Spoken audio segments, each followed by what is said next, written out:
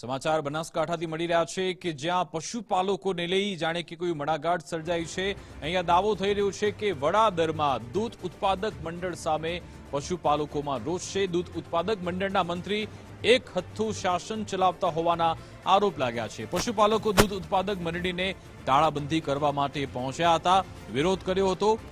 થરાદ પોલીસે તાળાબંધી કરતા પશુપાલકોને રોક્યા હતા।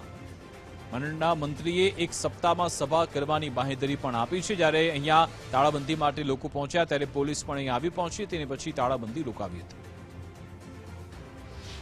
જે તે આક્ષેપો કર્યા એ તદ્દન ખોટા છે। સાધારણ સભા કરવાનો નિર્ણય લીધેલો છે। અઠવાડિયાની અંદર સાધારણ સભા ભરાઈ જશે અને જે તે ગામ લોકોને હિસાબ જોતો હશે એ આપવા હું તૈયાર છું। ગામ લોકોની શું માંગો હતી? ગામ લોકો કમિટીની માંગ કરે છે, પણ ગઈ સાલમાં કમિટીની વરણી થયેલી છે। અગાઉ કમિટી ગામ લોકોને હાગે રાખવી કે ન રાખવી એ ગામ ઉપર નિર્ભર રહેશે। આજે વડાદર ગામની દૂધ મંડળીએ આ લગભગ મોટી સંખ્યામાં માણસો ભેગા થયા છે। એનું કારણ એક જ છે કે મંત્રીશ્રીએ ગ્રામ સભા ભરેલ નથી, કોઈ હિસાબ આપેલ નથી, પોતાની રીતે નફો જાહેર કરેલ દીધેલ છે। અને આજથી 4 યા 6 મહિના પહેલા જે પૂર્વ ચેરમેને રાજીનામું આપ્યું હતું એમની જગ્યાએ નવા ચેરમેનની વરણી કરી તો બી કોઈ ગ્રામ સભા ભરેલ નથી। પોતાની રીતે કમિટી બદલી અને નવા ચેરમેનની વરણી કરી દીધેલ છે। ગામને કોઈ પણ હિસાબ આપેલ નથી। આખા વર્ષ દરમિયાન એક સિંગલ સભા ભરવામાં આવેલ નથી।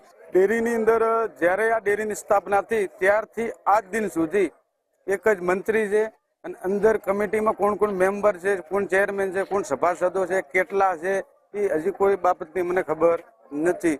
સહકારી માળખું હોય કે સરકારી માળખું હોય એનો રૂલ્સ હોય અલગ અલગ। સરકારી માળખામાં 5 વર્ષની મર્યાદા હોય, આમાં 3 વર્ષની હોય। તો આના ક્યારે સભા ભરાય છે, એનો કોણ મેમ્બર છે, કોણ ચેરમેન છે, એની આજ દિવસ સુધી કોઈ અમને ખબર નથી। આજ અંગે જાણકારી આપશે સંવાદદાતા યશપાલસિંહ ફોનલાઈન પર જોડાઈ ગયા છે। જી યશપાલ। વિકાસ ચોક્કસથી કહી શકાય કે વડાદર ગામની ઘટના સામે આવી છે।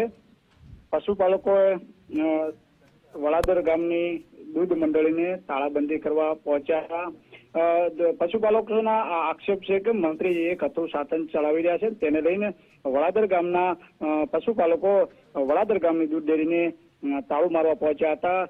મંત્રી કહી શકાય છે ગ્રામ સભાના ભરતા હોય એવા પણ આક્ષેપ પશુપાલકો દ્વારા કરવામાં આવ્યા હતા ને પશુપાલકો દૂધ મંડળીને તાળું મારવા જતા ત્યારે થરાદ પોલીસ પહોંચી હતી ને તાળું મારવા રોક્યા હતા। સાથે કહી શકાય કે જ્યારે દૂધ મંડળના મંત્રીએ બાંહેધરી આપતા એક જ મહિનાની અંદર સભા કરવાની બાંહેધરી આપતા હાલ પૂરતો મામલો થાળે પડ્યો છે।